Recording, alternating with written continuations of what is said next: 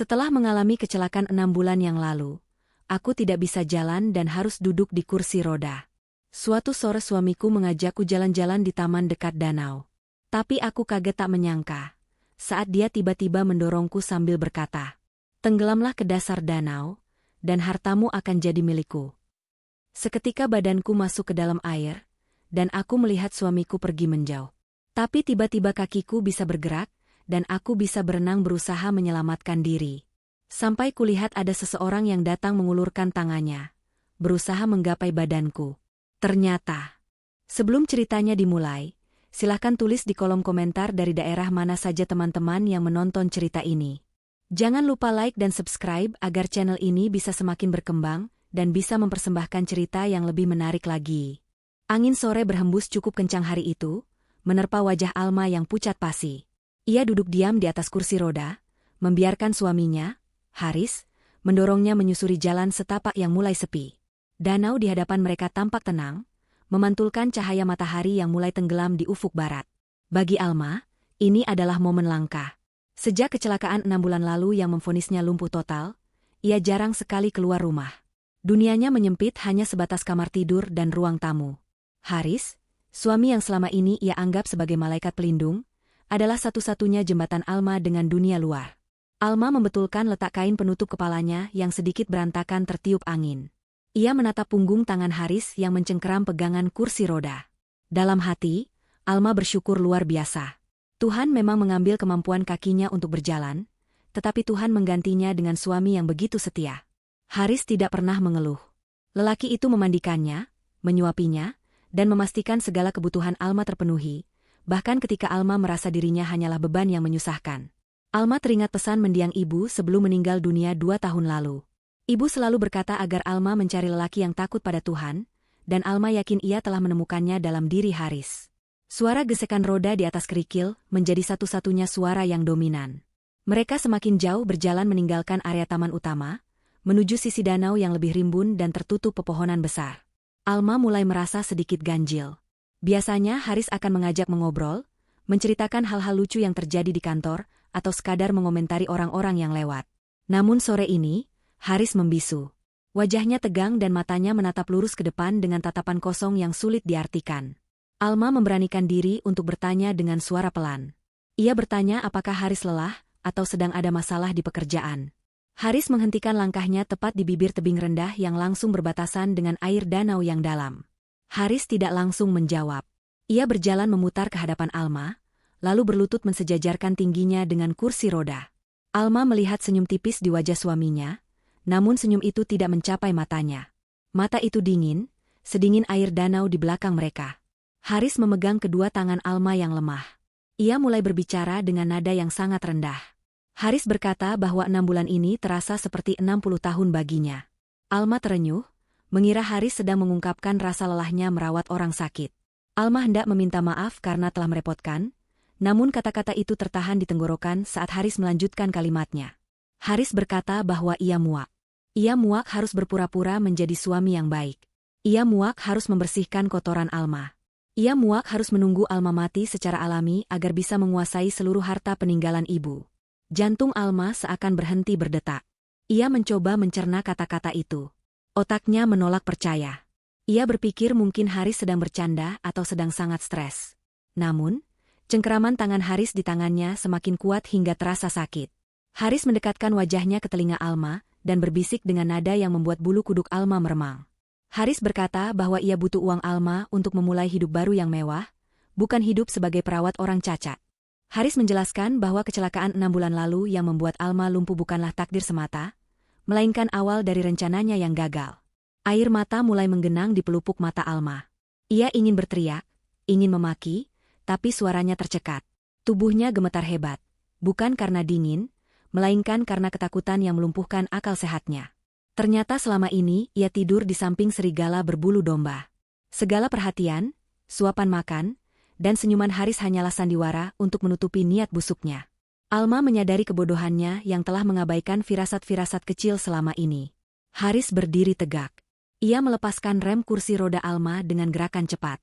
Alma membelalakan matanya, memohon dengan tatapan nanar agar Haris tidak melakukan hal gila. Tapi Haris sudah kehilangan hati nuraninya. Tanpa ragu sedikitpun, Haris mendorong kursi roda itu sekuat tenaga ke arah danau.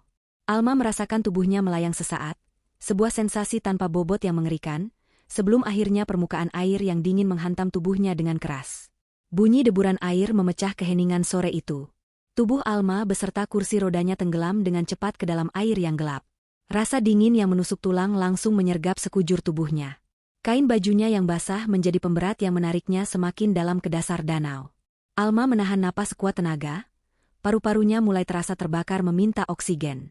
Ia melihat ke atas, melihat bias cahaya matahari yang semakin meredup, dan bayangan samar Haris yang berdiri di tepian, menatapnya tenggelam tanpa rasa penyesalan. Di ambang kematian itu, sesuatu yang ajaib terjadi. Suhu air danau yang sangat dingin memberikan efek kejut yang luar biasa pada sistem syaraf Alma. Adrenalin dalam tubuhnya meledak sebagai respons alami untuk bertahan hidup. Kaki kanannya yang selama 6 bulan ini mati rasa dan tidak bisa digerakkan sama sekali, tiba-tiba berkedut. Alma merasakannya. Ada aliran listrik yang menyengat dari ujung kaki hingga ke tulang punggungnya. Rasa sakit itu nyata, dan rasa sakit itu menandakan kehidupan. Insting bertahan hidup Alma mengambil alih. Ia tidak mau mati di sini. Ia tidak mau membiarkan Haris menang dan tertawa di atas kuburannya. Dengan sisa tenaga dan keyakinan yang entah datang dari mana, Alma mencoba menendang air.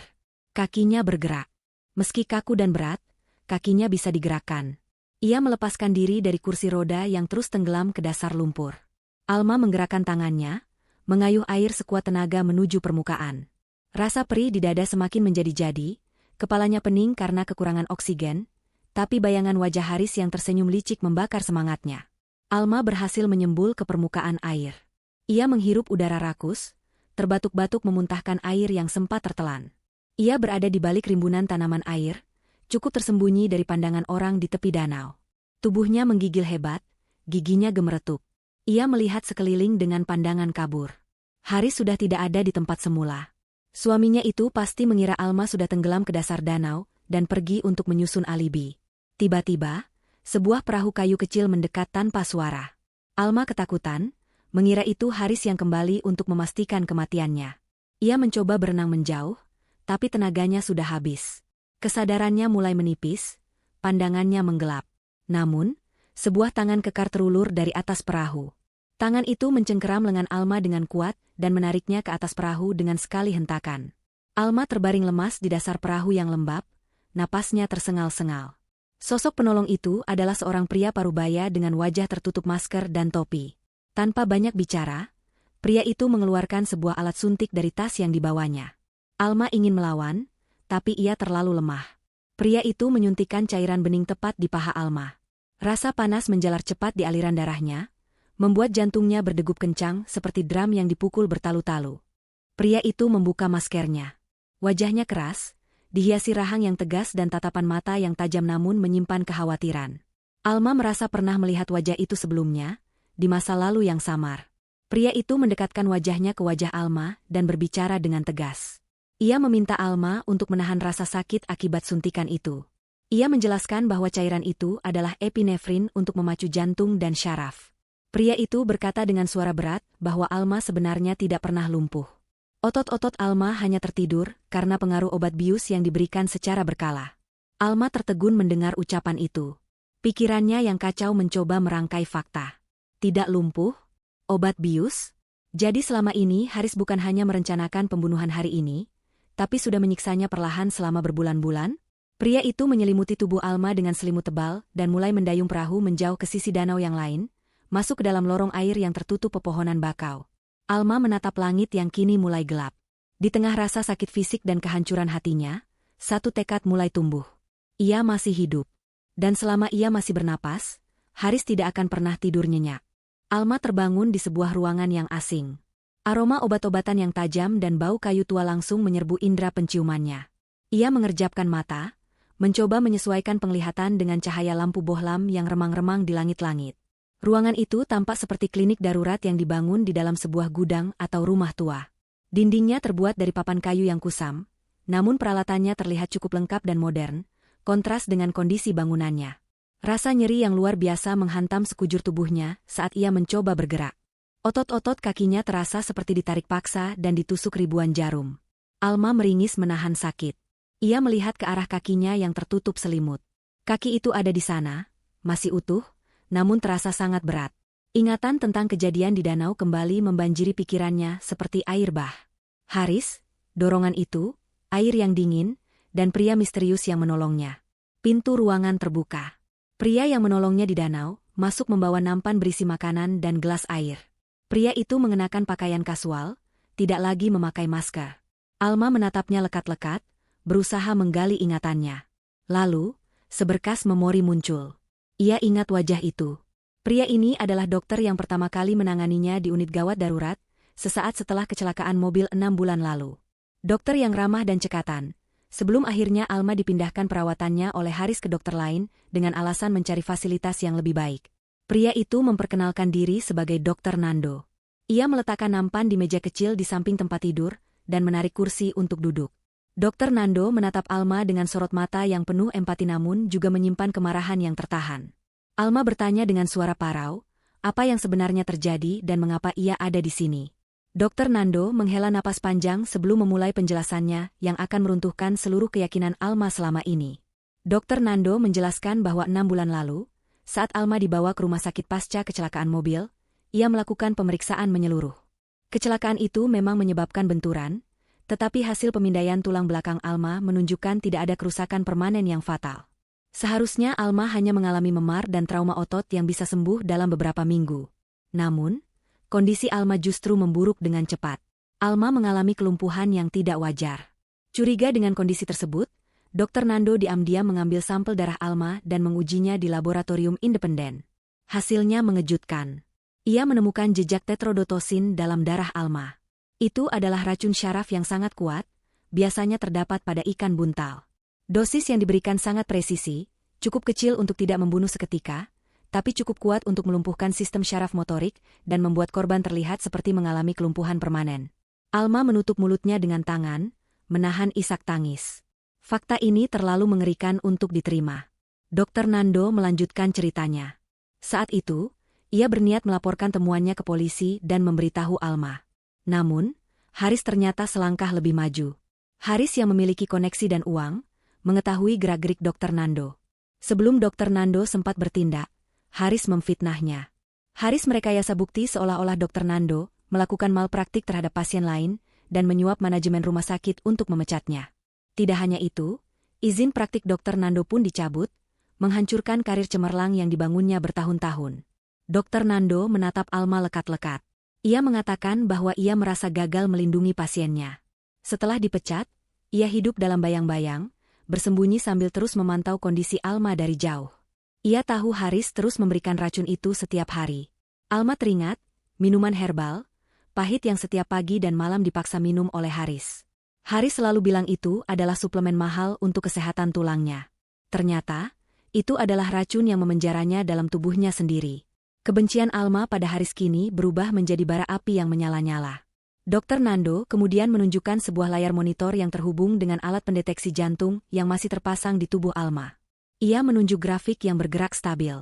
Ia menjelaskan bahwa insiden di danau tadi, meski mengerikan, sebenarnya adalah berkah terselubung. Saat Alma tenggelam, ia meminum banyak air danau dan memuntahkan isi perutnya. Proses itu secara alami membilas sebagian besar racun yang baru saja diminumnya.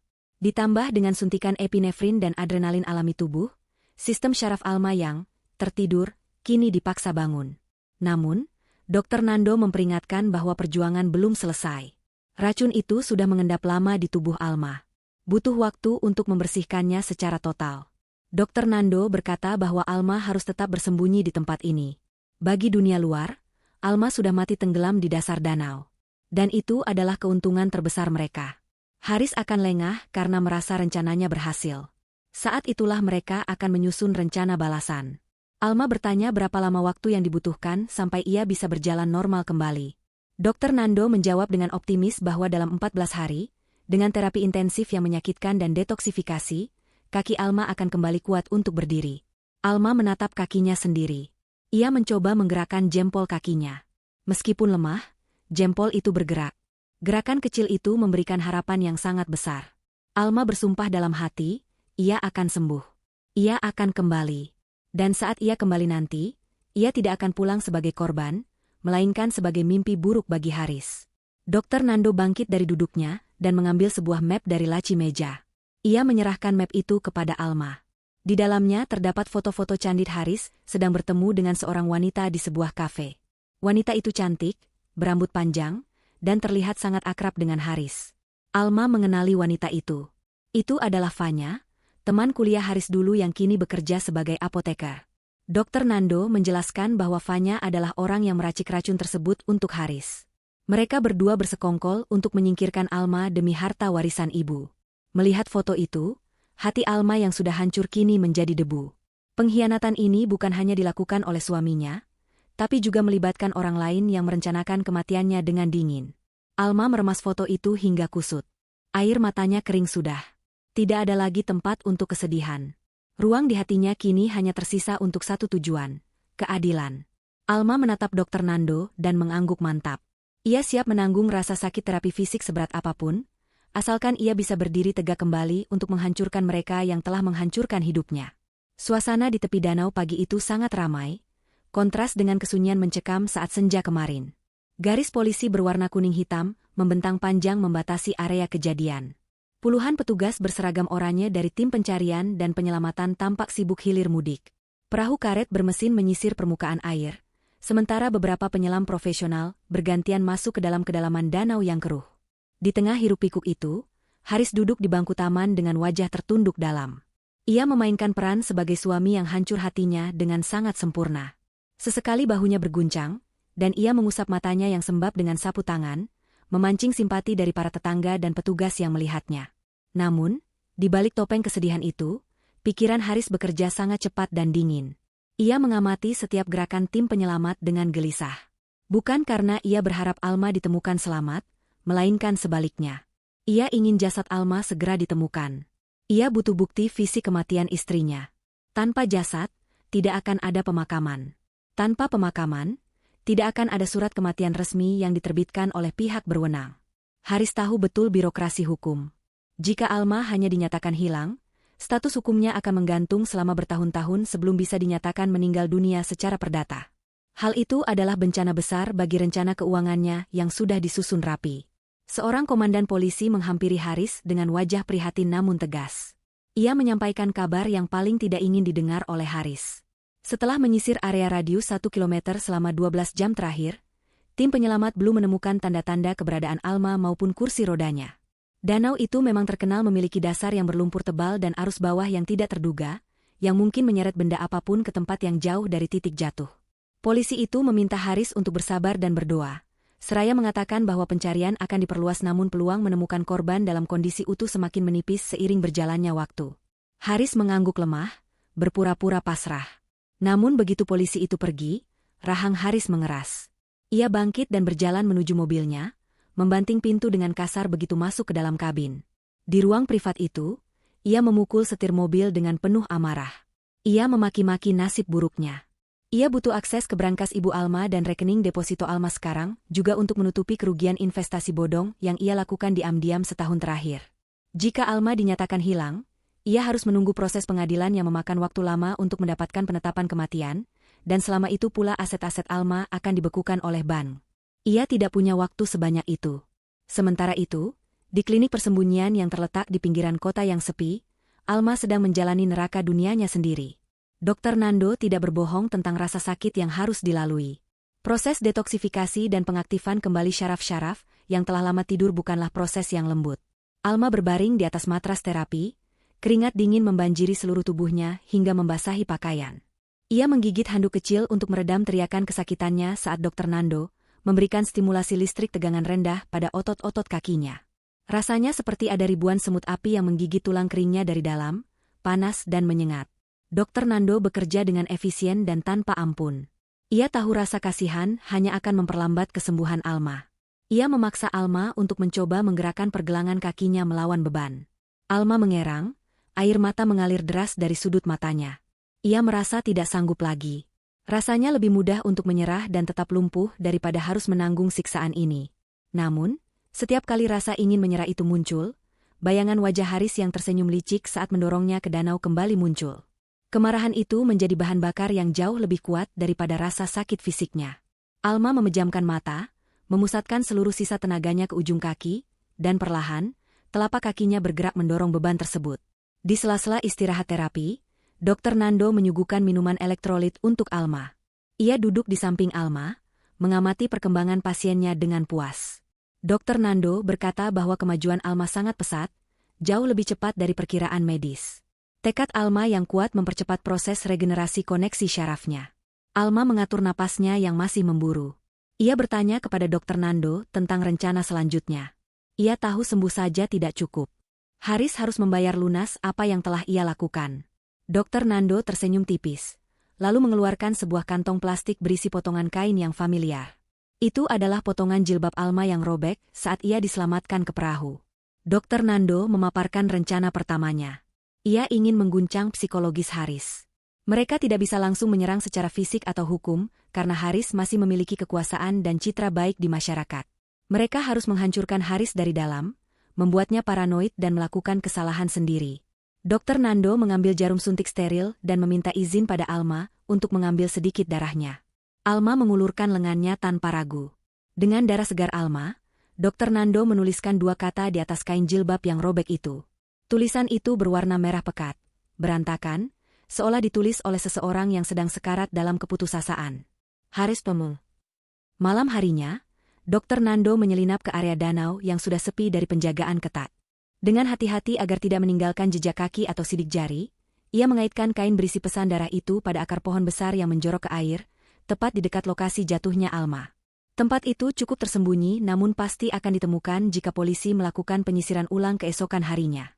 Kain itu akan menjadi bom waktu bagi Haris. Pesan itu tidak hanya akan mengarahkan kecurigaan polisi, tetapi juga akan menghantui Haris dengan pertanyaan mengerikan. Apakah Alma sempat selamat, menulis pesan itu, lalu meninggal? Atau apakah ada orang lain yang tahu? Keesokan paginya, bom waktu itu meledak. Seorang petugas polisi yang sedang menyisir semak-semak menemukan kain tersebut. Penemuan itu langsung mengubah atmosfer pencarian. Kain itu segera dimasukkan ke dalam kantong bukti dan dibawa ke laboratorium forensik. Ketika Haris dipanggil oleh polisi untuk mengidentifikasi barang bukti tersebut, wajahnya memucat seketika. Ia mengenali motif jilbab itu. Itu adalah jilbab yang dipakai Alma terakhir kali. Namun, tulisan darah di atasnya membuat lutut Haris lemas. Ia menatap tulisan, Haris pembunuh, itu dengan mata terbelalak. Jantungnya berdegup kencang, seolah suara detaknya bisa didengar oleh seluruh petugas di ruangan itu. Polisi mulai menatap Haris dengan tatapan berbeda. Simpati yang kemarin mereka tunjukkan kini berganti dengan sorot mata curiga dan menyelidik. Komandan polisi bertanya dengan nada interrogatif, apakah Haris memiliki penjelasan mengenai pesan tersebut. Haris berusaha keras mengendalikan dirinya. Ia berdalih dengan suara bergetar, bahwa mungkin itu ulah orang iseng yang ingin memfitnahnya di tengah musibah ini. Ia bersikeras bahwa ia dan istrinya saling mencintai, dan tidak ada alasan baginya untuk menyakiti Alma. Namun, benih keraguan telah tertanam. Haris pulang dari kantor polisi dengan keringat dingin membasahi punggungnya. Ia merasa diawasi. Bayangan Alma yang tenggelam kini tidak lagi terasa seperti kemenangan, melainkan awal dari teror yang tak berujung. Kondisi psikologis Haris merosot tajam dalam beberapa hari setelah penemuan kain berdarah itu. Ia menjadi paranoid. Setiap kali teleponnya berdering, ia tersentak kaget. Takut itu panggilan dari polisi yang membawa surat penangkapan. Ia mulai membentak asisten rumah tangganya karena hal-hal sepele, dan membatalkan semua pertemuan bisnisnya. Ia mengurung diri di rumah mewah yang kini terasa seperti penjara besar yang sunyi. Haris mencoba meyakinkan dirinya bahwa Alma sudah mati. Tidak mungkin Alma selamat dari danau sedalam itu dengan kondisi lumpuh. Tulisan darah itu pasti rekayasa musuh bisnisnya, atau sekadar kebetulan yang sial. Sementara itu, di klinik persembunyian, Alma mulai melatih langkah pertamanya. Dengan berpegangan pada palang besi sejajar, ia menyeret kakinya yang masih terasa berat. Setiap langkah adalah perjuangan melawan gravitasi dan rasa sakit, tapi Alma tidak berhenti. Dr. Nando melatihnya cara berjalan yang efisien untuk menyembunyikan kepincangannya yang masih tersisa. Selain latihan fisik, mereka juga mulai menyusun tahap kedua dari rencana balas dendam mereka. Alma memberitahu Dr. Nando bahwa Haris memiliki kebiasaan rutin meminum obat sakit kepala migrain setiap malam karena stres pekerjaan. Obat itu disimpan di laci meja kerjanya yang terkunci, namun Alma tahu di mana kunci cadangannya disembunyikan. Dr. Nando meracik obat khusus di laboratorium mini miliknya. Ia menggunakan keahlian farmakologinya untuk membuat pil yang bentuk, warna, dan ukurannya persis sama dengan obat migrain milik Haris. Namun, isinya bukanlah pereda nyeri, melainkan campuran senyawa psikotropika dosis rendah yang memiliki efek samping spesifik, meningkatkan kecemasan, memicu paranoia, dan menimbulkan halusinasi visual serta auditori ringan. Obat ini tidak mematikan, tetapi cukup untuk membuat orang yang meminumnya mempertanyakan kewarasannya sendiri. Malam itu, hujan turun deras disertai petir yang menyambar-nyambar, menciptakan suasana yang sempurna untuk penyusupan. Haris sedang keluar sebentar untuk membeli makanan, karena ia tidak percaya lagi pada masakan pembantunya, takut diracun. Ini adalah celah waktu yang sempit namun berharga. Alma, mengenakan jas hujan hitam besar dan masker, diantar oleh Dr. Nando hingga ke gerbang belakang rumahnya sendiri. Alma tahu titik buta dari kamera CCTV yang dipasang Haris, karena dulu ia yang mengatur posisinya. Dengan langkah yang masih sedikit tertatih namun pasti, Alma menyelinap masuk melalui pintu dapur yang kodenya belum diganti oleh Haris. Jantung Alma berdegup kencang saat ia kembali menginjakan kaki di rumah yang dulu ia anggap surga, namun ternyata neraka. Ia bergerak cepat menuju ruang kerja Haris. Tangannya sedikit gemetar saat membuka laci meja dan menemukan botol obat Haris. Dengan gerakan cepat, ia menukar isi botol itu dengan pil racikan Dr. Nando. Sebelum pergi, Alma melakukan satu hal lagi. Ia mengambil kursi roda cadangan yang tersimpan di gudang, lalu meletakkannya tepat di tengah lorong gelap yang menghadap ke kamar tidur utama. Kursi roda itu dibiarkan kosong, menghadap ke pintu kamar, seolah sedang menunggu penghuninya keluar. Alma berhasil keluar dari rumah tepat sebelum mobil Haris memasuki garasi. Dari kejauhan, di dalam mobil Dr. Nando yang terparkir di balik bayang-bayang pohon, Alma melihat lampu rumah menyala. Permainan baru saja dimulai. Haris masuk rumah dengan perasaan gelisah yang tak kunjung hilang. Kepalanya berdenyut nyeri akibat stres diperiksa polisi berulang kali. Ia langsung menuju ruang kerjanya, mengambil botol obat, dan menelan 2 butir pil sekaligus dengan segelas air, berharap bisa tidur nyenyak malam ini dan melupakan semua masalahnya. 1 jam kemudian, efek obat itu mulai bekerja. Haris yang sedang mencoba tidur mulai merasa gelisah.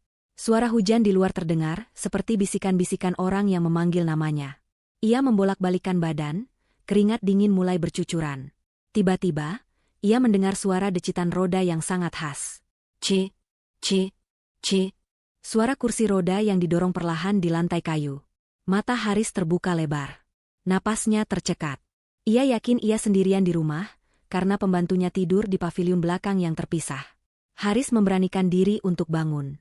Tangannya gemetar saat memegang gagang pintu kamar. Ia membuka pintu perlahan. Kilatan petir menyambar, menerangi lorong rumah yang gelap gulita untuk sesaat. Dalam kilatan cahaya itu, Haris melihatnya. Sebuah kursi roda kosong berdiri diam di ujung lorong, menghadap tepat ke arahnya. Haris terlonjak mundur, jatuh terduduk di lantai. Jantungnya serasa mau copot. Ia mengucek matanya, berharap itu hanya ilusi optik. Namun saat ia menyalakan lampu lorong, kursi roda itu benar-benar ada di sana. Nyata. Haris berteriak histeris, memanggil satpam penjaga depan. Satpam berlari masuk dengan wajah panik.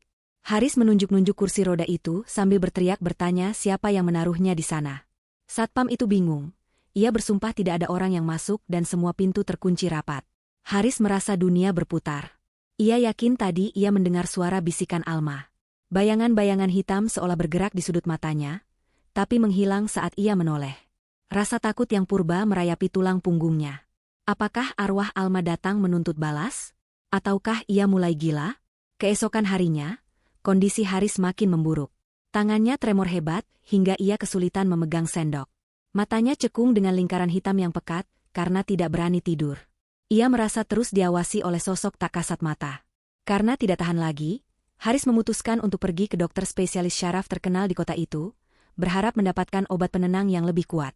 Ia tidak menyadari bahwa dokter yang ia tuju adalah rekan sejawat Dr. Nando yang sudah diberitahu tentang gejala unik ini. Di ruang periksa, dokter melakukan pemeriksaan fisik standar. Ia menyinari mata Haris dengan senter kecil dan meminta Haris meluruskan tangannya. Dokter itu mengerutkan kening, lalu menatap Haris dengan tatapan tajam dan penuh selidik. Dokter itu berkata dengan nada serius bahwa gejala yang dialami Haris sangat spesifik.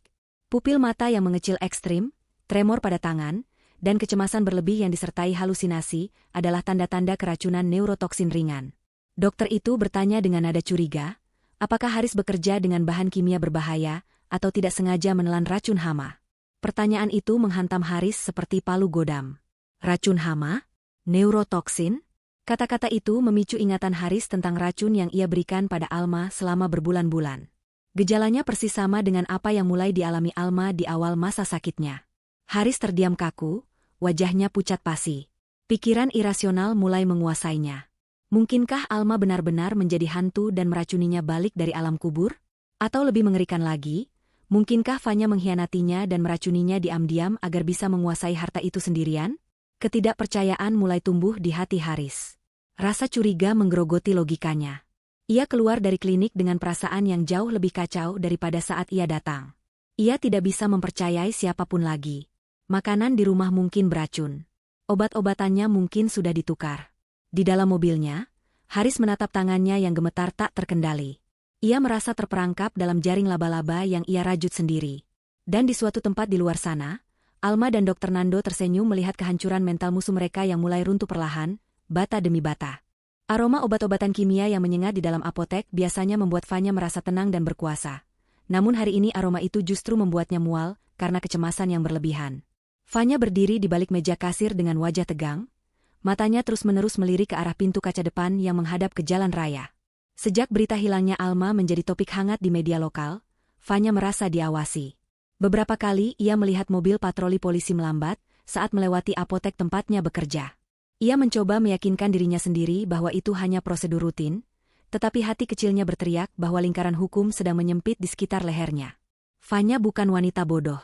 Sebagai apoteker lulusan terbaik, ia tahu persis risiko meracik senyawa berbahaya tanpa resep resmi. Namun, cinta buta dan janji manis Haris telah menyeretnya ke dalam lubang hitam ini. Haris menjanjikan kehidupan mewah, pernikahan yang sah, dan kebebasan finansial begitu Alma disingkirkan secara perlahan. Rencana awalnya terlihat sempurna. Racun dosis rendah yang tidak terdeteksi, kematian yang terlihat alami karena penyakit, dan warisan yang jatuh ke tangan Haris. Tetapi insiden di danau itu mengubah segalanya. Alma tidak mati karena sakit di tempat tidur seperti rencana awal, melainkan hilang tenggelam yang memicu penyelidikan polisi besar-besaran. Pintu apotek terbuka kasar, lonceng di atas pintu berbunyi nyaring membuat Fanya terlonjak kaget. Haris masuk dengan langkah terburu-buru. Penampilannya sangat kacau, jauh dari sosok pria rapi dan metroseksual yang dulu membuat Fanya jatuh hati. Kemejanya kusut, wajahnya dipenuhi keringat dingin, dan matanya liar bergerak ke sana kemari. Fanya segera memberi isyarat kepada asisten apotekernya untuk menjaga depan, lalu menarik Haris masuk ke ruang peracikan obat di bagian belakang yang tertutup dan kedap suara. Begitu pintu tertutup, Haris langsung mencengkeram bahu Fanya dengan kasar. Napasnya memburu, berbau kopi basi dan rokok. Haris menuduh Fanya dengan suara mendesis penuh amarah. Ia bertanya apakah Fanya yang menaruh kursi roda hantu di rumahnya. Ia bertanya apakah Fanya yang menukar obat sakit kepalanya dengan racun. Fanya bingung dan ketakutan melihat perilaku Haris yang paranoid. Ia mencoba melepaskan cengkeraman Haris, bersumpah demi Tuhan bahwa ia tidak melakukan apapun selain menunggu kabar dari Haris. Fanya justru balik bertanya mengapa Haris tidak menghubunginya selama 3 hari terakhir. Haris tertawa sinis, tawa yang terdengar gila di telinga Fanya. Haris berkata bahwa ia tidak bisa percaya pada siapapun lagi. Ia menceritakan diagnosis Dr. Syaraf yang mengatakan dirinya keracunan neurotoksin. Haris menatap Fanya dengan tatapan menuduh, yakin bahwa Fanya ingin membunuhnya untuk menghilangkan jejak dan menguasai uang yang pernah Haris transfer ke rekening Fanya. Pertengkaran hebat pun pecah. Suara mereka meninggi. Fanya yang merasa dikhianati mulai menangis dan berteriak bahwa semua ide racun itu adalah permintaan Haris. Fanya mengingatkan bahwa ia masih menyimpan bukti chat dan log pemesanan bahan kimia ilegal itu. Tanpa mereka sadari, di seberang jalan, di dalam sebuah mobil SUV dengan kaca film yang sangat gelap, sepasang mata sedang mengamati dan merekam semuanya. Alma duduk di kursi penumpang depan, memegang alat penyadap suara canggih yang diarahkan ke dinding kaca apotek. Getaran suara dari pertengkaran di dalam ruangan itu tertangkap oleh sensor laser, dan diterjemahkan menjadi audio yang jernih di headphone yang dipakai Alma. Alma mendengarkan setiap kata, setiap tuduhan, dan setiap pengakuan dosa yang keluar dari mulut suami dan selingkuhannya itu. Hati Alma tidak lagi terasa sakit mendengar perselingkuhan itu. Rasa cemburu itu sudah mati, digantikan oleh kepuasan dingin melihat kedua pengkhianat itu saling menerkam satu sama lain. Dr. Nando yang duduk di kursi pengemudi menatap Alma, bertanya apakah bukti rekaman ini sudah cukup untuk ke polisi. Alma menggeleng pelan. Ia berkata belum saatnya. Memasukkan mereka ke penjara sekarang terlalu mudah. Alma ingin mereka merasakan ketakutan yang mencekam, rasa tidak aman, dan keputusasaan yang sama seperti yang ia rasakan saat lumpuh di kursi roda. Alma ingin menghancurkan mental mereka sebelum menghancurkan hidup mereka. Kembali ke dalam apotek, pertengkaran mencapai puncaknya saat Haris melontarkan ancaman yang fatal. Haris berkata dengan nada dingin bahwa jika polisi sampai mengendus keterlibatan mereka, ia akan memastikan Fanya yang menanggung semua kesalahannya. Haris akan bersaksi bahwa Fanya adalah wanita obsesif yang meracuni istri sahnya karena cemburu, dan Haris tidak tahu apa-apa. Haris merasa posisinya aman, karena ia tidak pernah menyentuh racun itu secara langsung. Fanyalah yang meraciknya. Mendengar itu, wajah Fanya pucat pasi. Cinta yang ia agung-agungkan hancur berkeping-keping menjadi kebencian. Haris keluar dari ruangan itu, membanting pintu, meninggalkan Fanya yang terduduk lemas di lantai sambil menangis terseduh-seduh.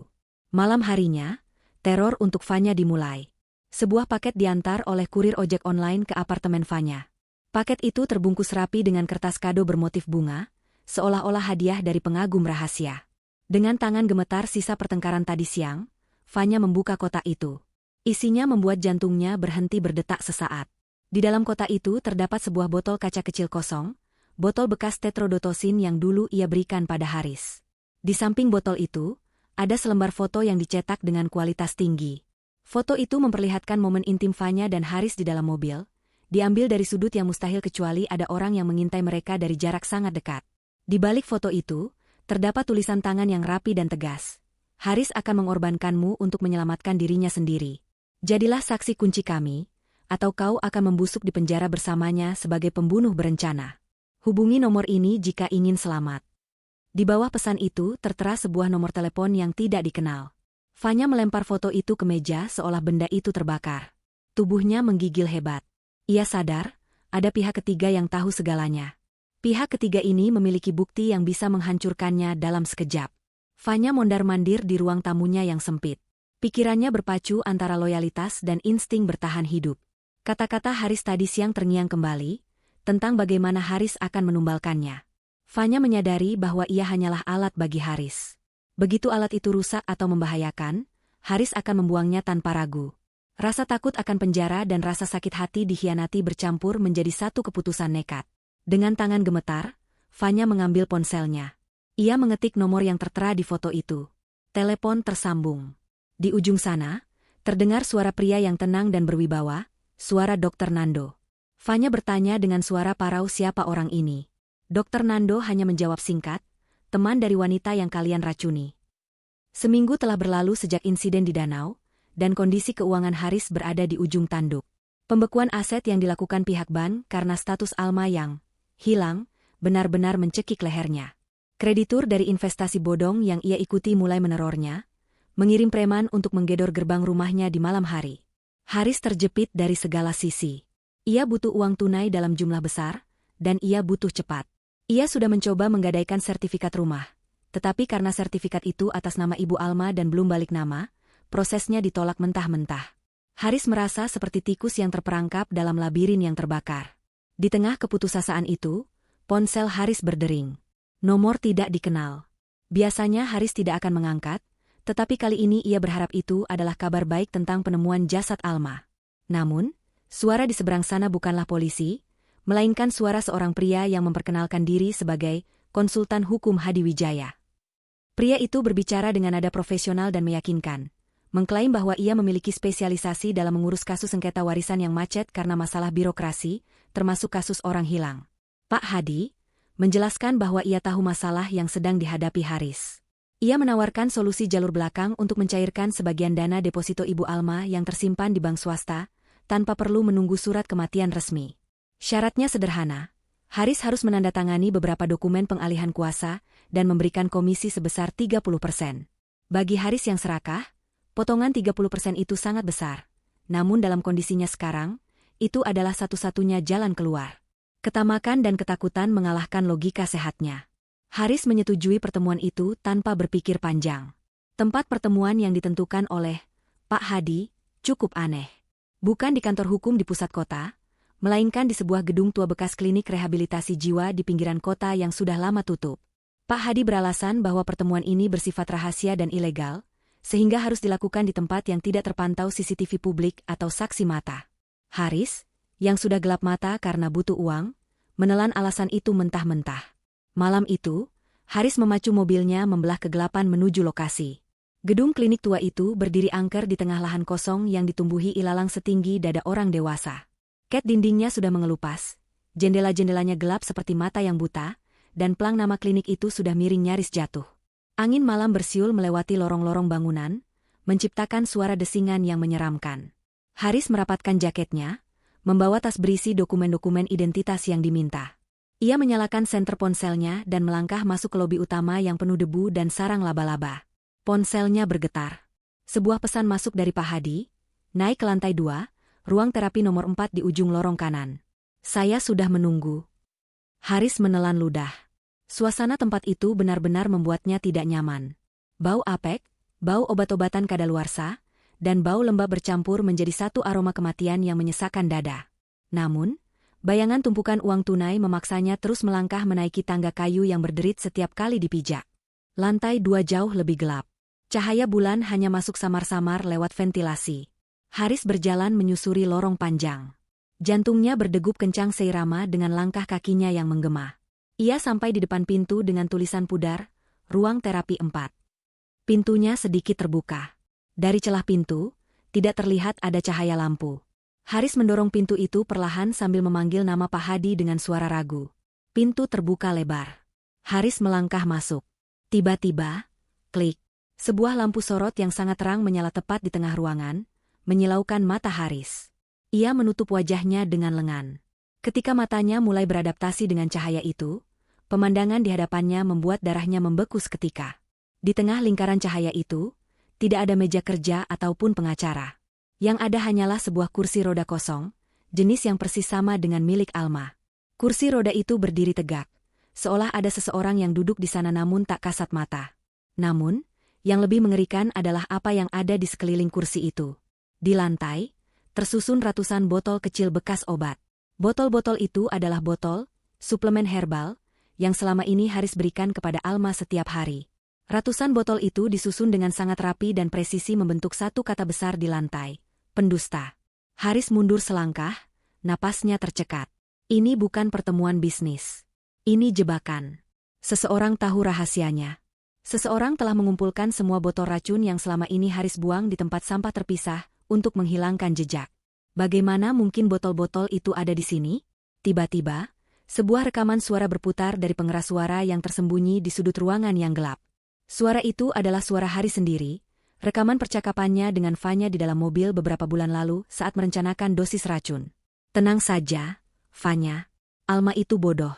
Dia akan meminum apa saja yang kuberikan, karena dia pikir aku suaminya yang soleh. Suara tawa Haris dalam rekaman itu menggema di dinding-dinding ruangan kosong, terdengar begitu jahat dan mengerikan. Haris menutup telinganya, berteriak menyuruh suara itu berhenti. Ia merasa dipermainkan oleh kekuatan yang tidak bisa ia lawan. Ia berbalik badan dan berlari kencang-kencangnya keluar dari ruangan itu. Ia menuruni tangga dengan panik, beberapa kali hampir terpeleset karena kakinya lemas. Ia tidak peduli lagi pada uang warisan, ia hanya ingin pergi dari tempat terkutuk itu. Ia berlari menuju mobilnya, tangannya gemetar hebat saat mencoba memasukkan kunci. Saat mesin mobil menyala dan lampu sorot mobil menerangi semak-semak di depan, Haris melihat sekilas bayangan seseorang berdiri dia menatapnya dari balik pohon besar. Sosok itu mengenakan busana panjang tertutup, berdiri tegak tanpa kursi roda. Namun sebelum Haris bisa memastikan siapa itu, ia sudah menginjak gas dalam-dalam, memacu mobilnya meninggalkan area klinik tua itu dengan kecepatan gila. Di balik pohon, Alma menurunkan tudung kepalanya. Ia berdiri tegak, kedua kakinya menapak kuat di tanah, meskipun masih terasa sedikit nyeri. Di sampingnya, Dr. Nando mematikan remote kontrol lampu sorot dan audio. Alma menatap debu yang ditinggalkan mobil suaminya dengan tatapan dingin. Ia tidak merasa puas hanya dengan menakut-nakuti. Ini baru permulaan. Jebakan malam ini bukan hanya untuk meneror mental Haris, tetapi juga untuk mengonfirmasi bahwa Haris memang berniat mencairkan warisan secara ilegal. Rekaman pembicaraan telepon Haris dengan Pak Hadi, yang sebenarnya adalah Dr. Nando dengan alat pengubah suara, sudah tersimpan rapi sebagai bukti niat jahat dan penipuan terencana. Alma berbalik menatap Dr. Nando. Wajahnya yang diterpa cahaya bulan terlihat keras namun cantik dalam tekadnya. Ia berkata bahwa Haris sekarang sudah benar-benar terisolasi. Uangnya tidak ada, mentalnya hancur, dan ia merasa dikejar hantu. Sekarang saatnya untuk memberikan pukulan terakhir yang akan memaksanya membuka topeng di depan seluruh dunia. Alma meminta Dr. Nando menyiapkan tahap selanjutnya, kebangkitan. Alma siap untuk pulang ke rumah. Rumah mewah bercat putih itu tampak ramai malam ini. Namun bukan keramaian pesta yang penuh tawa, melainkan keramaian yang diselimuti suasana duka yang dibuat-buat. Haris menggelar acara pengajian 40 hari untuk mengenang hilangnya Alma. Tenda-tenda besar berwarna putih didirikan di halaman depan, menaungi ratusan kursi lipat yang diduduki oleh para tamu undangan. Haris sengaja mengundang tokoh-tokoh masyarakat, rekan bisnis, dan tetangga komplek elit itu untuk hadir. Tujuannya sangat jelas dan pragmatis, yaitu untuk memulihkan citranya yang mulai retak akibat desas-desus dan pemeriksaan polisi yang berulang kali.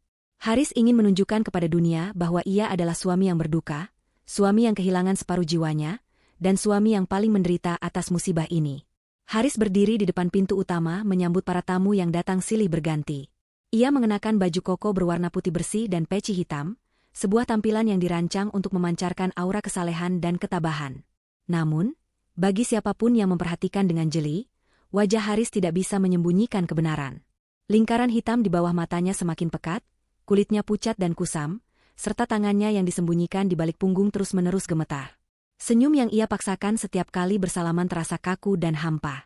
Di dalam kepalanya, suara-suara rekaman dari gedung klinik tua itu masih terus berdengung, meneriakkan kata pendusta berulang kali. Haris merasa setiap mata yang menatapnya sedang menelanjangi dosa-dosanya, seolah semua orang tahu apa yang telah ia lakukan. Acara dimulai dengan pembacaan ayat-ayat suci. Suara lantunan doa menggema ke seluruh penjuru ruangan melalui pengeras suara mahal. Haris duduk di barisan paling depan, menundukkan kepalanya dalam-dalam. Ia mencoba memejamkan mata, berharap doa-doa ini bisa mengusir hantu Alma yang menghantuinya setiap malam. Namun, semakin ia mencoba khusyuk, semakin ia merasa tercekik. Aroma bunga melati dan sedap malam yang dipasang di setiap sudut ruangan membuatnya mual. Bau itu mengingatkannya pada bau tanah kuburan, bau kematian yang seharusnya sudah menelan Alma namun gagal. Keringat dingin mulai menetes dari pelipisnya, membasahi kerah bajunya. Ia merasa seperti seorang penipu yang sedang diadili di rumahnya sendiri. Setelah sesi doa selesai, tiba giliran Haris untuk memberikan sambutan. Ia berjalan gontai menuju podium kecil yang disiapkan di depan. Mikrofon digenggamnya dengan tangan yang bergetar. Haris menarik napas panjang, mencoba mengumpulkan sisa-sisa kemampuan aktingnya. Ia mulai berbicara dengan suara yang sengaja dibuat parau dan menahan tangis. Ia bercerita tentang betapa sepinya rumah ini tanpa kehadiran Alma. Ia menceritakan kenangan-kenangan manis palsu tentang bagaimana ia merawat Alma dengan penuh kasih sayang selama sakit.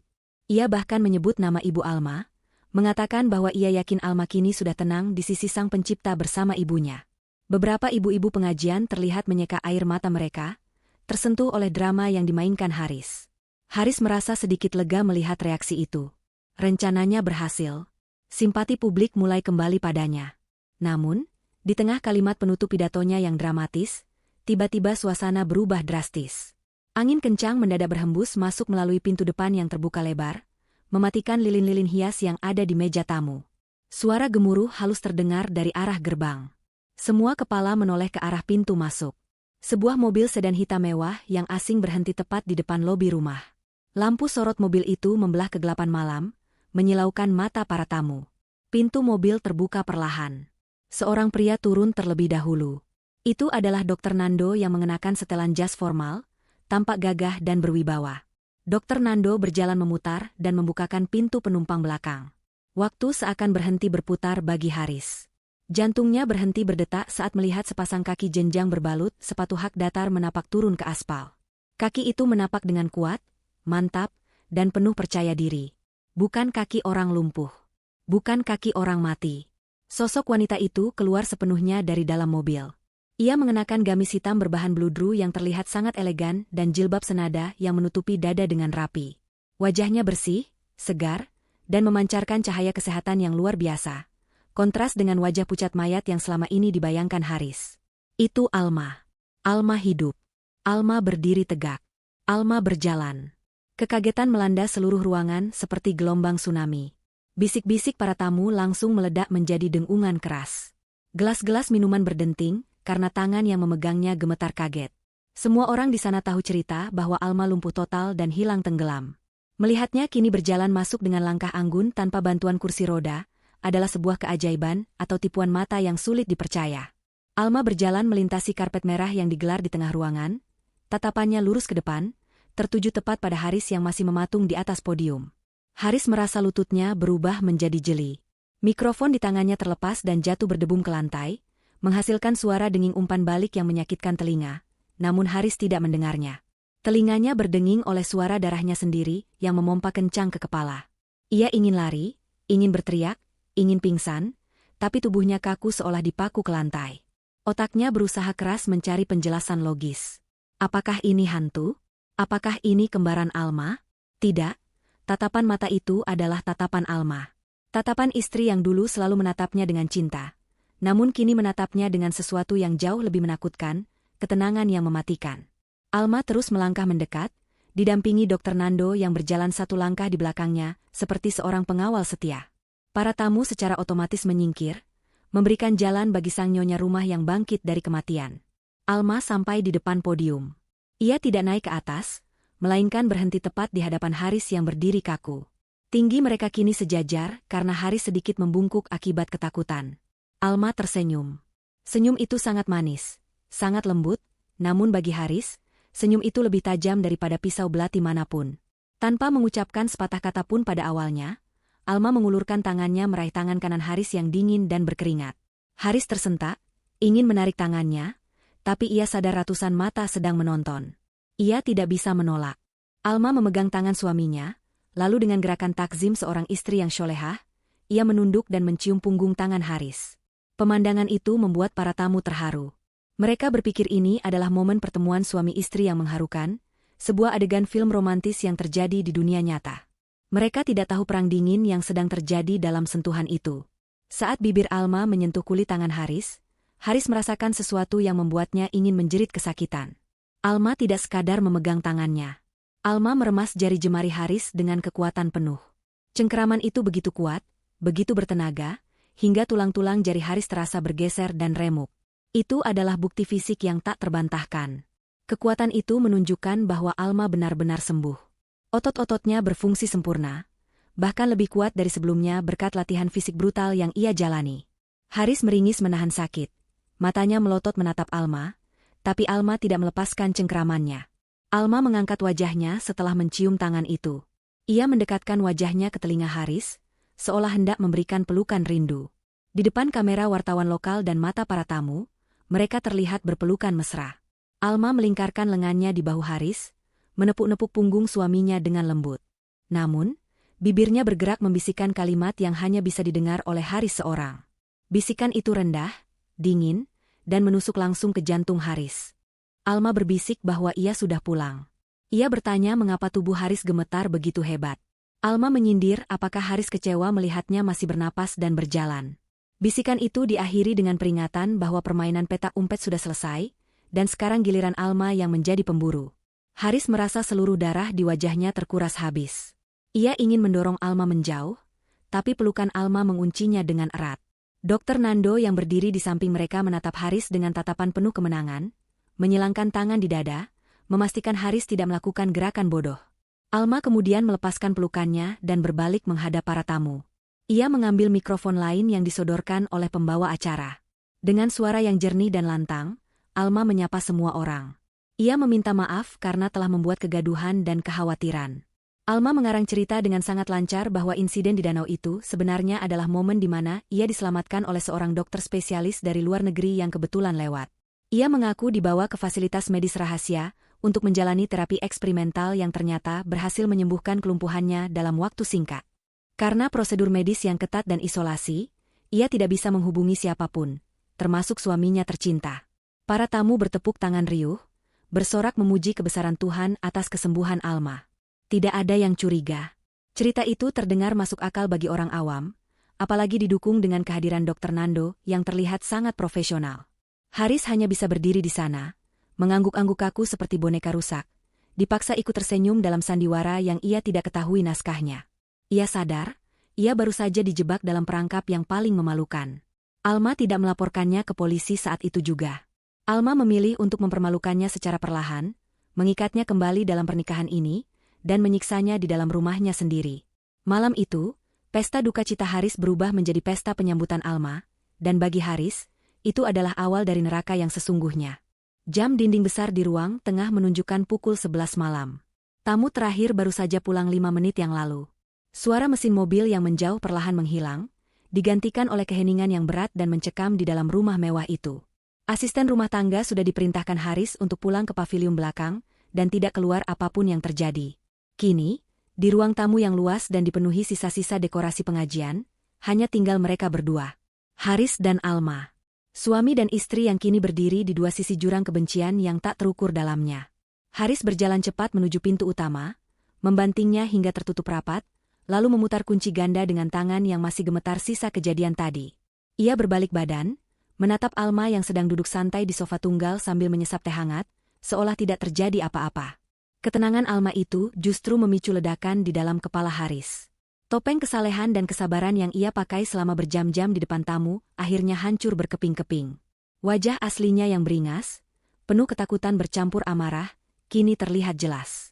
Urat-urat di lehernya menonjol, matanya merah menyala seperti orang yang kerasukan setan. Haris berteriak dengan suara parau, bertanya mengapa Alma tidak mati saja. Ia melempar peci hitamnya ke lantai dan menginjak-injaknya. Ia berjalan mondar-mandir seperti binatang buas yang terperangkap dalam sangkar, meracau tentang betapa dekatnya ia dengan kebebasan dan kekayaan itu. Haris merasa dipermainkan takdir. Ia sudah melakukan segalanya dengan rapi. Racun itu, skenario kecelakaan, akting di depan polisi, semuanya sempurna.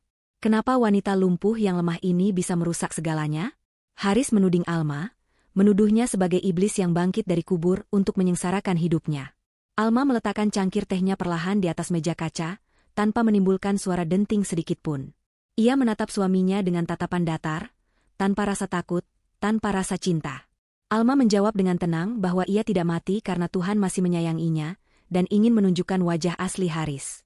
Alma mulai membongkar satu persatu kartu asnya. Ia menyebut nama Fanya. Ia menyebut jenis racun tetrodotosin. Ia menyebutkan tanggal-tanggal di mana Haris memaksanya meminum obat herbal itu. Setiap fakta yang keluar dari mulut Alma adalah tamparan keras bagi Haris. Mendengar nama Fanya disebut, Haris terdiam sesaat. Wajahnya berubah dari merah pada menjadi pucat pasi. Ia menyadari bahwa pengkhianatan Fanya adalah penyebab kebocoran informasi ini. Haris merasa dikepung dari segala arah. Ia tidak punya jalan keluar lagi. Hartanya dibekukan, reputasinya hancur jika kebenaran ini terungkap, dan sekarang ia menghadapi istri yang tahu segalanya. Insting primitif Haris mengambil alih. Fight or flight. Dan karena ia tidak bisa lari dari rumahnya sendiri, ia memilih untuk bertarung. Pikiran gila merasuki kepalanya. Jika ia membunuh Alma sekarang, malam ini juga, mungkin ia masih punya kesempatan. Ia bisa mengarang cerita bahwa ada perampok masuk setelah pesta, atau Alma terpeleset dan jatuh dari tangga. Ya, Alma harus mati, kali ini untuk selamanya. Haris melihat sekeliling, mencari senjata. Matanya tertuju pada sebuah vas bunga keramik besar yang berat di atas meja konsol. Tanpa berpikir panjang, Haris menyambar vas itu. Ia membuang bunga-bunga di dalamnya ke lantai. Dengan vas seberat 3 kilogram di tangan kanannya, Haris menerjang ke arah Alma sambil berteriak seperti orang gila. Ia mengayunkan vas itu tinggi-tinggi, berniat menghantamkannya ke kepala Alma untuk mengakhiri mimpi buruk ini. Namun, Alma sudah mengantisipasi momen ini sejak detik pertama ia melangkah masuk rumah. Ia tidak bergerak panik. Saat Haris sudah dalam jarak serang, Alma bangkit dengan gerakan gesit yang sudah dilatih berulang kali oleh Dr. Nando. Ia tidak mundur, melainkan maju satu langkah menyamping untuk menghindari lintasan ayunan vas bunga. Vas itu menghantam sandaran sofa dengan suara keras, pecah berkeping-keping. Serpihan keramik berhamburan kemana-mana. Haris kehilangan keseimbangan akibat momentum pukulannya yang meleset. Sebelum Haris sempat memulihkan posisinya, Alma bertindak. Ia bukan lagi wanita lemah yang hanya bisa menangis di kursi roda. Alma menangkap pergelangan tangan Haris, memutarnya ke belakang punggung dengan teknik kuncian sendi yang menyakitkan. Haris menjerit, menjatuhkan sisa pecahan vas dari tangannya. Namun Alma belum selesai. Dengan jari-jarinya yang kuat, ia menekan titik syaraf di pangkal leher Haris, tepat di pertemuan otot bahu dan leher. Tekanan presisi itu mengirimkan sinyal kejut ke otak Haris, menyebabkan kelumpuhan sementara pada otot motoriknya. Lutut Haris lemas seketika. Tubuhnya ambruk ke lantai karpet. Ia mencoba bangkit, tapi tubuhnya tidak mau menuruti perintah otaknya. Ia hanya bisa menggeliat di lantai, menatap Alma dengan pandangan tidak percaya. Istrinya yang dulu lembut dan penurut kini berdiri menjulang di atasnya seperti raksasa. Alma merapikan jilbabnya yang sedikit miring, napasnya teratur, tidak ada tanda-tanda kepanikan di wajahnya. Ia menatap Haris yang tak berdaya dengan tatapan iba sekaligus jijik. Tiba-tiba, suara sirene polisi terdengar meraung-raung dari kejauhan, semakin lama semakin dekat, hingga akhirnya berhenti tepat di depan pagar rumah. Haris membelalakan matanya. Bagaimana polisi bisa tahu? Ia baru saja menyerang Alma beberapa detik yang lalu. Pintu depan yang tadi dikunci Haris didobrak paksa dari luar dengan sekali hantam.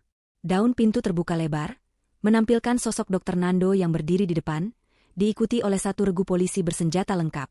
Dr. Nando tidak langsung menangkap Haris. Ia justru berjalan tenang menuju rak buku besar yang ada di sudut ruang tamu, tepat di belakang posisi Haris menyerang tadi. Dr. Nando menggeser sebuah buku tebal, memperlihatkan sebuah ponsel pintar yang disembunyikan di sana dengan kamera, menghadap ke seluruh ruangan.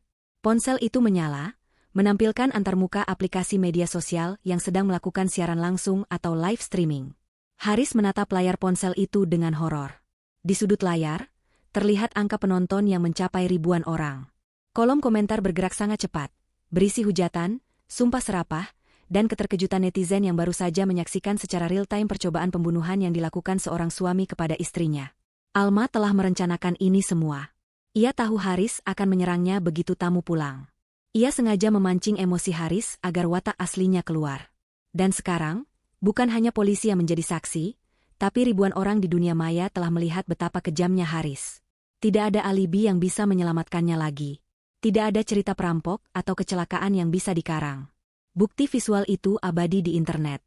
Polisi segera merangsek masuk, menyergap Haris yang masih terkapar lemas di lantai.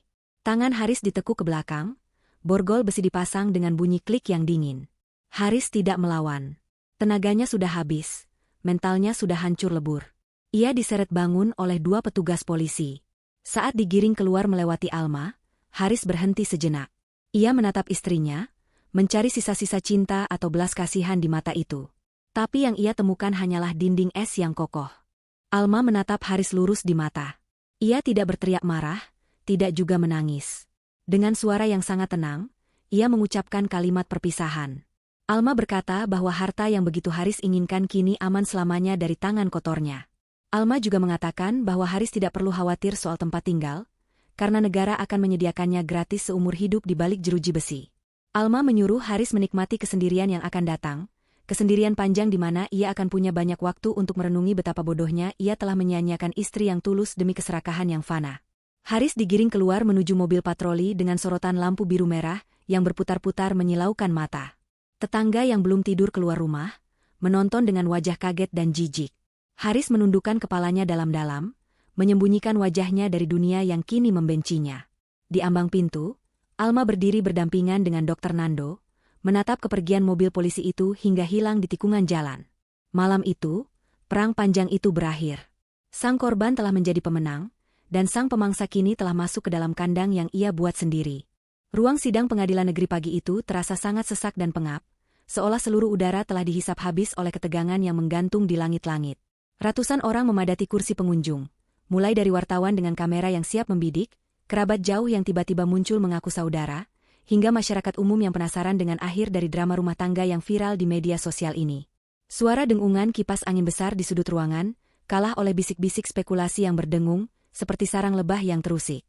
Di kursi pesakitan, Haris duduk dengan mengenakan rompi tahanan berwarna oranye.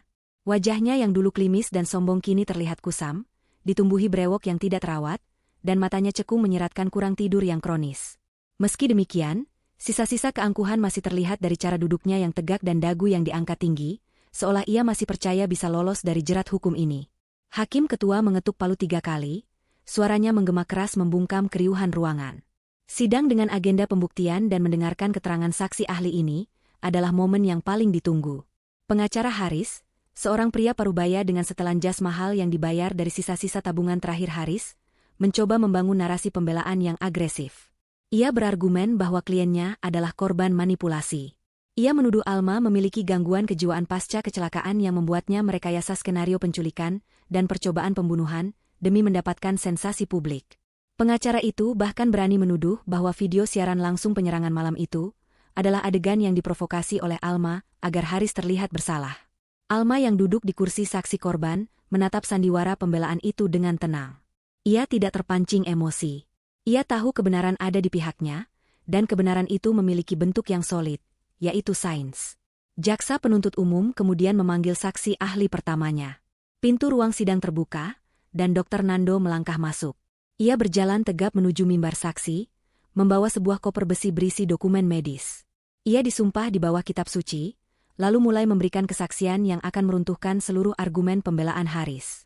Dr. Nando membuka presentasinya dengan menampilkan grafik medis di layar proyektor besar. Grafik itu menunjukkan hasil analisis darah Alma yang diambil secara berkala selama 6 bulan terakhir, sampel yang diam-diam diambil Dr. Nando, bahkan saat ia sudah dipecat, melalui bantuan perawat setia yang masih bekerja di rumah sakit lama. Dr. Nando menjelaskan dengan bahasa yang lugas namun ilmiah, tentang keberadaan tetrodotosin dalam sistem tubuh Alma. Ia menjelaskan bahwa zat ini bukanlah sesuatu yang bisa didapatkan di apotek biasa, apalagi dikonsumsi secara tidak sengaja. Ini adalah racun syaraf potent yang bekerja memblokir saluran natrium di sel syaraf, menyebabkan kelumpuhan otot motorik tanpa memengaruhi kesadaran korbannya. Ruang sidang hening, terpukau oleh penjelasan mengerikan itu. Dr. Nando menggambarkan betapa menderitanya Alma. Istrinya itu sadar sepenuhnya, bisa mendengar, bisa merasakan sakit, tapi tidak bisa menggerakkan tubuhnya untuk berteriak minta tolong. Itu adalah penjara biologis yang diciptakan secara sengaja. Dr. Nando juga mematahkan argumen pengacara Haris yang mengatakan Alma pura-pura sakit. Ia menunjukkan bukti MRI tulang belakang Alma yang bersih, tanpa cedera permanen. Satu-satunya alasan Alma tidak bisa berjalan adalah karena asupan racun yang diberikan setiap hari dalam dosis yang sangat presisi, dosis yang cukup untuk melumpuhkan tapi tidak membunuh. Sebuah metode penyiksaan yang membutuhkan pengetahuan medis mendalam. Pengacara Haris mencoba menyerang kredibilitas Dr. Nando dengan mengungkit kasus pemecatannya karena dugaan malpraktik. Namun, Dr. Nando sudah siap. Ia mengeluarkan bukti balasan berupa rekaman CCTV rumah sakit yang sempat dihapus namun berhasil dipulihkan oleh tim forensik digital. Rekaman itu memperlihatkan pertemuan rahasia antara Haris dan direktur rumah sakit sehari sebelum pemecatan Dr. Nando, serta bukti transfer uang dalam jumlah besar dari rekening Haris ke rekening pribadi sang direktur. Bukti ini tidak hanya membersihkan nama Dr. Nando, tetapi juga membuktikan adanya konspirasi jahat yang sistematis untuk menutupi kondisi Alma yang sebenarnya. Pukulan telak bagi Haris belum berhenti di situ. Jaksa kemudian memanggil saksi mahkota, seseorang yang selama ini bersembunyi di balik layar. Fanya. Pintu samping terbuka, dan wanita itu masuk dengan pengawalan ketat petugas. Fanya tidak berani menatap ke arah kursi terdakwa. Ia berjalan menunduk, wajahnya pucat dan matanya bengkak karena menangis. Melihat Fanya, Haris yang tadinya diam mulai gelisah. Ia mencoba berdiri dan berteriak memanggil nama Fanya, mencoba mengintimidasi, namun petugas keamanan segera menahannya kembali ke kursi. Fanya memberikan kesaksian yang menghancurkan. Sebagai justice kolaborator atau saksi pelaku yang bekerja sama, Fanya membongkar segalanya demi mendapatkan keringanan hukuman. Ia menceritakan awal mula perkenalannya dengan Haris, janji-janji manis pernikahan, hingga permintaan Haris untuk meracik obat tidur khusus yang ternyata adalah racun. Fanya menyerahkan bukti fisik berupa buku catatan laboratorium pribadinya yang mencatat tanggal dan jumlah dosis racun yang ia berikan kepada Haris. Tidak hanya itu, Fanya juga memutar rekaman suara percakapan telepon di mana Haris secara eksplisit memintanya menaikkan dosis saat Alma mulai menunjukkan tanda-tanda pemulihan kecil. Saya hanya meraciknya, Pak Hakim. Tapi Haris yang memaksanya masuk ke mulut istrinya setiap hari, ucap Fanya dengan suara bergetar di depan majelis hakim. Pengakuan itu membuat pengunjung sidang riuh rendah mencemooh Haris. Haris yang terpojok kehilangan kendali. Ia berdiri, menunjuk-nunjuk Fanya dan berteriak bahwa wanita itu pembohong, bahwa wanita itu yang menggoda dan menjebaknya. Namun teriakan Haris justru semakin memperburuk citranya. Ia terlihat seperti pria putus asa yang menyalahkan semua orang kecuali dirinya sendiri. Topeng, suami soleh, yang selama ini ia pakai telah hancur lebur menjadi debu. Puncak dari persidangan itu adalah pembacaan wasiat asli Ibu Alma yang selama ini disembunyikan oleh notaris keluarga yang jujur. Wasiat itu menyatakan dengan tegas bahwa jika Alma meninggal dunia tanpa keturunan atau dalam kondisi yang tidak wajar, maka seluruh aset kekayaan tidak akan jatuh ke tangan suami, melainkan akan disumbangkan ke yayasan sosial. Haris ternganga mendengar itu. Ia baru sadar bahwa seluruh rencana pembunuhannya, seluruh kejahatannya selama ini, adalah sia-sia belaka. Bahkan jika ia berhasil membunuh Alma, ia tidak akan mendapatkan sepeser pun. Keserakahannya telah membutakan matanya dari fakta hukum yang sederhana itu. Setelah melalui proses persidangan yang panjang dan melelahkan, hari pembacaan vonis pun tiba. Hakim ketua, dengan wajah tegas dan tanpa keraguan, membacakan putusannya. Haris dinyatakan terbukti secara sah dan meyakinkan melakukan tindak pidana percobaan pembunuhan berencana, penipuan, penggelapan aset, dan kekerasan dalam rumah tangga. Hakim menekankan bahwa tidak ada hal yang meringankan bagi terdakwa, karena kejahatannya dilakukan dengan sangat keji, terencana, dan terhadap istrinya sendiri yang sedang sakit. Menjatuhkan hukuman kepada terdakwa Haris dengan pidana penjara seumur hidup, suara palu hakim yang diketuk keras menjadi penanda akhir dari kebebasan Haris. Ruang sidang meledak dengan tepuk tangan dan sorak-sorai pengunjung yang puas dengan keadilan yang ditegakkan. Haris lemas, tubuhnya merosot di kursi. Dunianya gelap. Ia tidak akan pernah melihat matahari bebas lagi. Ia akan menua dan mati di dalam kotak beton. Sebelum petugas membawa Haris keluar, Alma meminta izin untuk mendekat. Dengan langkah tenang, Alma menghampiri Haris yang sudah diborgol. Ia menatap pria yang pernah ia cintai itu dengan tatapan yang sulit diartikan, bukan kebencian, melainkan rasa kasihan yang mendalam. Alma mendekatkan wajahnya, sementara Haris menatapnya dengan mata penuh air mata penyesalan yang terlambat. Kau selalu terobsesi dengan rumah mewah dan hidup gratis tanpa bekerja, kan, Mas? Bisik Alma pelan. Sekarang Tuhan mengabulkannya. Kau mendapatkan tempat tinggal gratis seumur hidup, makanan gratis, dan kau tidak perlu bekerja keras lagi. Nikmatilah, pensiun, dinimu di penjara. Hartaku dan harta ibu akan kumanfaatkan untuk menolong orang-orang yang pernah kau sakiti. Selamat tinggal, Haris. Alma berbalik badan dan berjalan keluar ruang sidang tanpa menoleh lagi. Di belakangnya, Haris merau memanggil namanya. Namun suara itu tenggelam di antara suara blitz kamera dan langkah kaki petugas yang menyeretnya menuju mobil tahanan. Keadilan telah ditegakkan, bukan dengan pedang, melainkan dengan fakta dan kesabaran. 6 bulan telah berlalu sejak vonis hakim dijatuhkan. Musim telah berganti, dan kehidupan Alma telah berubah sepenuhnya. Ia bukan lagi wanita rapuh yang duduk di kursi roda. Pagi ini, Alma berdiri di tengah sebuah aula besar yang cerah dan bersih. Pita bunga melati terbentang di hadapannya.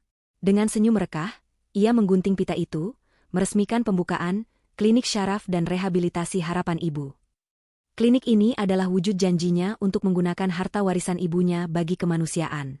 Klinik ini didedikasikan untuk membantu pasien-pasien kurang mampu yang mengalami gangguan syaraf dan korban malpraktik. Di sampingnya, Dr. Nando berdiri dengan jas putih kebanggaannya. Nama baiknya telah pulih sepenuhnya. Izin praktiknya kembali, dan kini ia menjabat sebagai direktur medis di klinik tersebut. Mereka berdua bertukar pandang dan tersenyum. Tidak ada romansa yang berlebihan, hanya rasa hormat dan persahabatan yang ditempa dalam api perjuangan yang sama. Alma merasa hidupnya kini penuh makna. Ia sibuk mengurus yayasan, mengunjungi panti asuhan, dan memastikan tidak ada wanita lain yang mengalami nasib seperti dirinya. Ia telah menutup buku masa lalunya dengan damai. Namun, di belahan kota yang lain, di sebuah tempat yang jauh dari cahaya matahari dan kehangatan, kehidupan Haris adalah kebalikan dari kedamaian. Penjara bukanlah tempat yang ramah bagi mantan orang kaya yang sombong seperti Haris. Ia ditempatkan di blok umum yang penuh sesak. Setiap hari adalah siksaan. Makanan yang hambar dan seringkali basi, air mandi yang dingin dan kotor, serta lantai beton yang keras menjadi teman tidurnya. Yang lebih parah adalah perlakuan dari narapidana lain. Kejahatan Haris yang mencoba membunuh istri sendiri dianggap hina, bahkan oleh penjahat sekalipun. Ia sering menjadi sasaran bully, diperas, dan dipukuli jika tidak menyerahkan jatah makanannya. Stres fisik dan mental yang ekstrim menggerogoti kesehatan Haris dengan cepat. Ia yang dulu selalu menjaga penampilan kini kurus kering, rambutnya memutih dan rontok, wajahnya tua sebelum waktunya. Tekanan darahnya melonjak tinggi tak terkendali karena kemarahan dan ketakutan yang ia pendam setiap detik. Ia sering sakit kepala hebat, tapi petugas medis penjara hanya memberinya obat pereda nyeri murah yang tidak banyak membantu. Haris hidup dalam penyesalan yang membakar, terus-menerus memutar ulang memori masa lalunya, berandai-andai jika saja ia tidak serakah, mungkin ia masih tidur di kasur empuk rumah mewahnya. Suatu malam yang dingin, saat hujan badai melanda luar penjara, Haris sedang duduk di pojok selnya yang gelap, memeluk lutut menahan dingin. Tiba-tiba, rasa sakit yang luar biasa meledak di belakang kepalanya. Rasanya seperti ada petir yang menyambar batang otaknya. Pandangannya berputar hebat, telinganya berdenging kencang. Ia mencoba berteriak memanggil sipir, tapi lidahnya terasa keluh dan berat. Tubuhnya kaku. Ia mencoba menggerakkan tangannya untuk meraih jeruji besi, tapi tangannya tidak merespons. Perlahan tapi pasti, kegelapan menelan kesadarannya, dan ia ambruk ke lantai yang dingin tanpa ada yang tahu hingga pagi menjelang. Ketika Haris sadar kembali, ia tidak lagi berada di selnya, melainkan di bangsal rumah sakit penjara. Ia bisa melihat cahaya lampu neon di langit-langit. Ia bisa mendengar suara dengungan alat medis dan percakapan perawat. Tapi ada yang salah. Sangat salah. Ia mencoba menolehkan kepalanya, tapi tidak bisa. Ia mencoba mengangkat tangannya, tapi tangannya diam tak bergerak. Ia mencoba bicara, berteriak, bertanya apa yang terjadi, tapi tidak ada suara yang keluar dari tenggorokannya. Hanya bola matanya yang bisa bergerak liar ke kiri dan ke kanan. Dokter penjara datang memeriksa, didampingi oleh seorang spesialis syaraf dari luar. Haris mendengar vonis mengerikan itu. Ia mengalami stroke batang otak masif. Pendarahan itu telah merusak jalur komunikasi antara otak dan tubuhnya, namun membiarkan bagian otak yang mengatur kesadaran tetap utuh. Kondisi ini disebut locked-in syndrome. Haris sadar sepenuhnya. Ia bisa berpikir, ia bisa merasa, ia bisa mendengar, dan ia bisa melihat. Tapi ia lumpuh total. Ia terkunci di dalam tubuhnya sendiri, seperti mayat hidup yang terperangkap dalam peti mati daging. Ia tidak bisa bergerak, tidak bisa bicara, bahkan untuk menelan ludah pun ia tidak mampu. Beberapa hari kemudian, pintu bangsal terbuka. Suara langkah kaki yang familiar mendekat. Haris melirik dengan matanya. Itu Alma. Mantan istrinya datang berkunjung setelah mendapat kabar dari pihak lapas. Alma tampak cantik dan bersahaja dengan gamis berwarna pastel. Ia masuk ke ruangan itu, aroma parfum lembut yang dulu sangat Haris sukai kini memenuhi udara apek rumah sakit. Alma tidak datang untuk mengejek. Ia datang untuk melihat akhir dari segalanya. Alma menarik kursi dan duduk di samping tempat tidur Haris. Ia menatap sosok mantan suaminya yang kini terbaring kaku dengan selang-selang infus dan alat bantu napas. Ironi takdir ini begitu nyata. Dulu Haris memalsukan kelumpuhan Alma dengan racun. Kini, Tuhan memberikan kelumpuhan yang sesungguhnya kepada Haris tanpa racun, melainkan lewat penyakit yang dipicu oleh kejahatannya sendiri. "Assalamualaikum, Mas," sapa Alma lembut. Haris ingin menjawab, ingin memohon ampun, ingin menangis, tapi ia tidak bisa melakukan apapun selain mengedipkan matanya. Air mata menetes dari sudut mata Haris, satu-satunya respon tubuh yang masih bisa ia kendalikan. Alma mengambil tisu dan mengusap air mata itu dengan lembut. "Aku sudah mendengar diagnosa dokter. Kau sadar di dalam sana, kan? Kau bisa mendengarku. Ini adalah takdir yang kau tulis sendiri, Mas. Dulu kau memaksaku diam di kursi roda agar kau bisa bebas.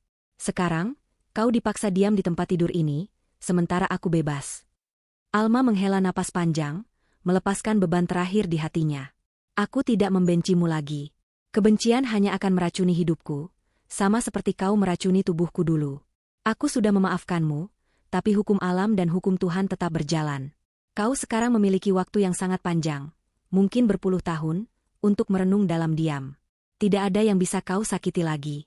Tidak ada kebohongan yang bisa kau ucapkan lagi. Hanya ada kau dan Tuhan di dalam keheningan itu." Alma berdiri, merapikan selimut Haris sejenak. "Aku akan memastikan biaya perawatan dasarmu di sini terpenuhi dari sisa uang yang dulu kau coba curi. Anggap itu sedekah terakhir dariku. Tapi aku tidak akan datang lagi. Hidupku harus terus berjalan, dan kau harus menjalani sisa hidupmu dalam penjara tubuhmu sendiri." Alma berbalik dan berjalan menuju pintu. Suara langkah kakinya yang tegas terdengar menjauh. Haris menatap punggung Alma yang semakin mengecil dan menghilang di balik pintu. Ia ingin berteriak, ingin memanggilnya kembali, ingin mengatakan betapa menyesalnya ia. Tapi tidak ada suara. Hanya keheningan abadi yang menemaninya. Lampu bangsal dimatikan oleh perawat, menyisakan keremangan. Haris sendirian, benar-benar sendirian. Di dalam kepalanya yang masih berfungsi sempurna, ia berteriak sekencang-kencangnya, teriakan tanpa suara yang akan menggema selamanya di dalam penjara tubuhnya. Karma telah datang bukan sebagai pembalasan dendam yang berapi-api, melainkan sebagai kesunyian yang dingin dan tak berujung. Dan di luar sana, Alma melangkah keluar dari gerbang penjara, menghirup udara bebas di bawah langit biru yang luas, siap menyambut masa depan yang cerah tanpa bayang-bayang masa lalu.